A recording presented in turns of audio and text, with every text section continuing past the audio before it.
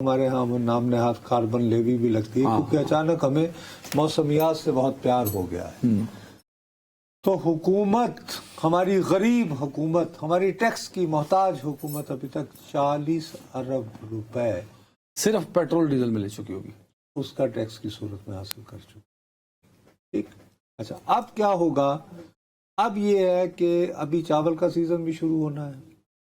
Tube well جو ہے وہ ڈیزل پہ چلتا ہے، ٹریکٹر ڈیزل پہ چلتا ہے. ٹریکٹر کے ساتھ ٹرالی اگر انہوں نے لینی ہے ڈیزل وہ یہ کرے گا بھائی اس کے علاوہ بھی جو ٹرانسپورٹ ہونا ہے، ٹرانسپورٹ تو ساری ڈیزل پہ جائے گی. ٹرانسپورٹ ساری ڈیزل پہ ہے.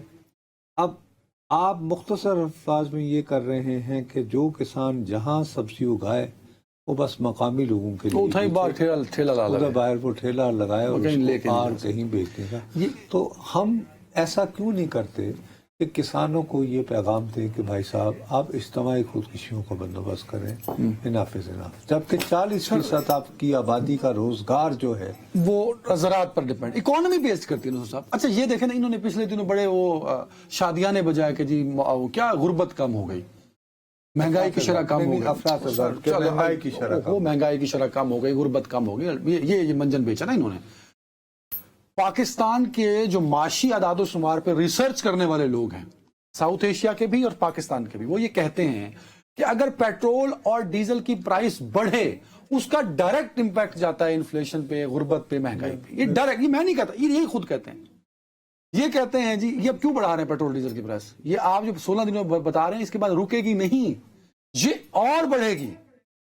اور کیوں بڑھانا چاہ رہے ہیں؟ انہوں نے ایک ٹارگٹ سیٹ کیا ہے ایف بی آر والوں نے. انہوں نے کہا جی اسی غریب عوام، یہ پیٹرول اور ڈیزل غریب عوام کا ڈائریکٹ یوز ہے، اس سے ہم لیں گے 1123 بلین روپے. یہ ٹارگٹ سیٹ کیا انہوں نے. آپ کو پتا یہ جو 1123 بلین ہے، اس سے مہنگائی اگر 100% بڑھے، ایک فگر ہے، فرضی فگر، اس کو میں اگر آدھا کر دوں تو مہنگائی آدھی ہو جائے گی.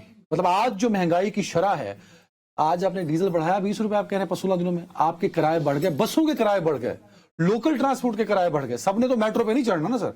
تو اگر میں اس کو آدھا کر دوں، یعنی کہ 1123 کو میں 600 کر دوں، اور 600 بلین حکومت کہیں اور سے اکٹھا کر لے، تاجروں سے اکٹھا کر لے، ایکسپورٹر اور امپورٹر سے اکٹھا کر لے نا ان سے، تو یہ غریب عوام پہ کیوں انہوں نے ڈاکہ ڈالنا ہے؟ بھائی جن سے اکٹھا سبزی مہنگی، فروٹ مہنگا، دالیں مہنگی، کرایہ مہنگا، اور یہ کہتے ہیں بقول ان کے مطمئن چہرے کہتے ہیں کہ جی ملک میں افراط زر، شرح کیا ہوتی ہے، مہنگائی کی شرح اور غربت کم ہو گئی. اچھا اب بات یہ ہے کہ جن دیگر سیکٹرز کا آپ ذکر کر رہے ہیں کہ ان سے ٹیکس اکٹھا ہونا چاہیے، تو کریں نا، وہ آلریڈی تل ملا رہے ہیں. سر میں یقین جانا، نصرت جاوید صاحب آپ یقین جانیں، میں چیلنج کرنے کو تیار ہوں، جیسے پی ٹی آئی کی لیڈرشپ اور وکلا کو کرتا ہوں، آج ایف بی آر کو چیلنج ہے، تسی یہ ایف بی آر بند کر دو، آپ کی ٹیکس کلیکشن پھر وہی رہے گی. اس ایف بی آر کے دفتر کا کوئی فائدہ نہیں.